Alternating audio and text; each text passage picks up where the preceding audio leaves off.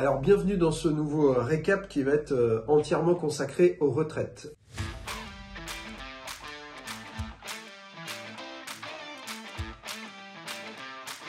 Ce récap est tourné aujourd'hui mercredi 1er mars où le texte sur les retraites arrive au Sénat. Alors on va commencer par un petit retour sur ce qui s'est passé à l'Assemblée nationale où ça a duré 15 jours. Alors en fait pas 15 jours, ça a duré en vrai 9 jours et pas 9 jours complets. Alors pourquoi? Parce que dès le début le gouvernement avait fait le choix d'un PLFSSR, projet de loi de financement rectificatif de la sécurité sociale, en utilisant l'article 47.1 qui limite à 50 jours l'ensemble du débat au Parlement, Assemblée plus Sénat.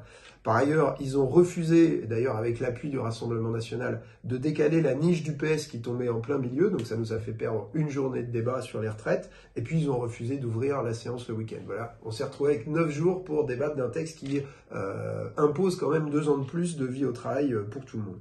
Donc de toute façon, depuis le début, on savait que c'était impossible d'aller au bout de ce texte. Ce qui fait que ça permet au gouvernement de transmettre à l'issue des débats et avant un vote final, qui n'a jamais eu lieu, le texte qu'il veut, exactement comme un 49.3. Donc c'est ce qu'on dit depuis le début, on est face à un 49.3 déguisé, et d'ailleurs ça s'est révélé puisque l'article 2 qui portait sur l'index senior a été repoussé par une majorité à l'Assemblée, et pourtant il a été rétabli par le gouvernement dans la version qu'il a transmise au Sénat. Ce qui veut dire qu'il se serait passé la même chose pour l'article 7. On a beaucoup parlé de l'article 7 qui proposait de repousser l'âge de départ à 64 ans. On n'y est jamais arrivé, mais de toute façon, il y avait très peu de chances que cet article soit repoussé en hémicycle. Et quand bien même une majorité aurait voté contre, eh bien, le gouvernement aurait pu faire comme l'article 2, c'est-à-dire le maintenir, le remettre dans la version qui passe au Sénat.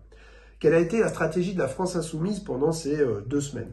Ça a été de bloquer le texte. Pourquoi bloquer le texte? Parce que c'est notre mandat. En tant que député LFI et même tous les députés de la NUPES ont été élus sur un programme qui prévoit le retour de la retraite à 60 ans pour 40 annuités. Donc quand on a un texte qui propose de passer à 64 ans avec une accélération vers les 43 annuités, évidemment, notre mandat c'est de bloquer un texte comme ça.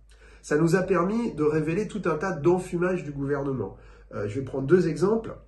Sur les 1200 euros, les fameux 1200 euros de retraite minimum. Alors en fait, on a compris très vite que ce ne serait pas 1200 euros et que par ailleurs, il y aurait à peu près personne qui allait la toucher. Alors Olivier Dussopt, il a commencé au mois de décembre à nous dire qu'il y aurait 2 millions de personnes et puis progressivement, à force de lui tirer les verres du nez, c'est descendu jusqu'à 40 000 il y a une semaine et puis finalement, on a appris hier qu'il y aurait peut-être entre 10 et 20 000 personnes. Donc on voit que tout ça n'est pas très sérieux, c'est fait au doigt mouillé et c'est de l'enfumage pour essayer de nous faire gober ce décalage de l'âge de départ.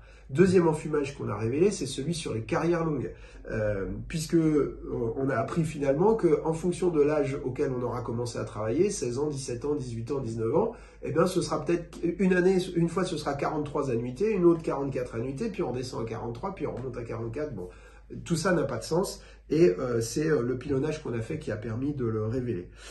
On a également fait énormément de propositions de financement alternatives pour, soi-disant, sauver notre système des retraites qui croulerait sous 12 milliards de dettes à l'horizon 2027.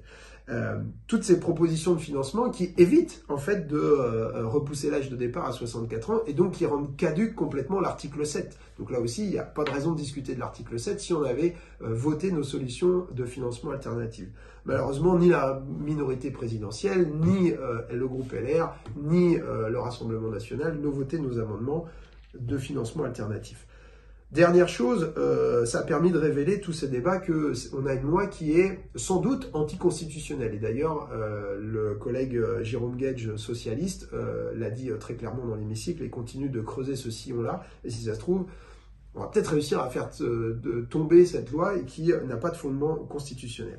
En tout cas, à la fin, cette loi n'a pas été votée par l'Assemblée nationale, donc Macron et Borne et Dussopt n'ont pas de légitimité parlementaire pour l'imposer. Ils n'avaient déjà pas de légitimité populaire, ça s'est vu dans la rue, dans les 4 ou 5 rassemblements nationaux qui ont déjà eu lieu, dans les sondages, mais il n'y a pas non plus de légitimité parlementaire à cette étape.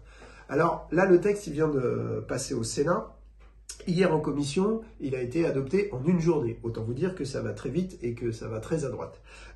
Il arrive en séance ce jeudi et il va être en discussion au Sénat jusqu'au 12 mars. D'ailleurs, la séance est ouverte le week-end au Sénat, comme quoi c'est possible quand on veut. Et les groupes de gauche au Sénat, leur stratégie pour l'instant, c'est de essayer d'étudier tous les articles du projet de loi, mais ils réfléchissent à faire comme nous à l'Assemblée, c'est-à-dire à faire en sorte qu'il n'y ait pas un vote final pour qu'il n'y ait pas, encore une fois, cette légitimité parlementaire sur le texte. À l'issue des débats au Sénat, il y aura ce qu'on appelle une CMP, une commission mixte paritaire, le 13 mars. Donc c'est une commission qui réunit 7 députés et 7 sénateurs qui doivent essayer de se mettre d'accord sur une version finale à présenter à l'Assemblée. S'ils ne se mettent pas d'accord, eh bien on part pour un deuxième tour, ce qu'on appelle une deuxième lecture à l'Assemblée nationale. Mais s'ils se mettent d'accord, on dit que la CMP est conclusive, auquel cas cette version finale reviendrait à l'Assemblée le 16 mars. Et si elle est conclusive, il y a des chances pour que le texte soit voté par une majorité à l'Assemblée. Et là, le match est terminé. Le 16 mars, le match peut être terminé. J'insiste là-dessus pour dire que vraiment, le 7 mars, il faut que ce soit massif. Il faut mettre le paquet. Pour l'instant, on a plein de signaux positifs. Il y a plein de gens qui sont prêts à se mettre en mobilisation dès le 7 et la suite. Alors la suite, c'est déjà le lendemain, le 8 mars. Journée internationale de lutte pour les droits des femmes, et c'est particulièrement important de faire la liaison entre cette journée de lutte et le texte, puisque les femmes font partie des premières perdantes de ce report de l'âge légal en retraite. Les syndicats appellent le 7 mars à mettre le pays à l'arrêt, et je crois que c'est vraiment ça qu'il faut faire, et prendre conscience qu'il n'y a que ça maintenant qui peut faire bouger le gouvernement. Il faut mettre le pays à l'arrêt. Tous les syndicats de la SNCF ont appelé à une grève reconductible à partir du 7. Il faut y aller à fond et il faut y aller le plus longtemps possible. Alors jusqu'au 16, je ne sais pas, mais le plus longtemps possible. Pour ça, faut se mettre en grève. C'est pas toujours facile, alors quand on peut pas perdre une journée grève, peut-être qu'on peut aider à alimenter une caisse de grève pour permettre aux autres de le faire. Il y a des caisses de grève des syndicats, il y a des caisses de grève des entreprises. Nous, à la France Insoumise, on a monté notre propre caisse de grève qui a déjà rassemblé plus de 200 000 €, qui permet d'aider concrètement des gens à se mettre en grève. Et ce dimanche, il y aura un nouvel événement qu'on appelle le Grève Event pour réunir à nouveau des fonds pour cette caisse de grève. Donc voilà, on lâche rien, c'est vraiment important parce que si on perd là, il faut bien se dire que dans les cartons de la droite, qu'elle soit macroniste ou pas, il y a déjà un nouveau report de l'âge légal puisqu'ils savent que dans leur logique, en fait, dans 5 ans, il faudra remettre le couvert et il faudra repousser à 65, à 66, à 67 ans l'âge légal. Donc on lâche rien et à la fin, c'est nous qu'on va gagner.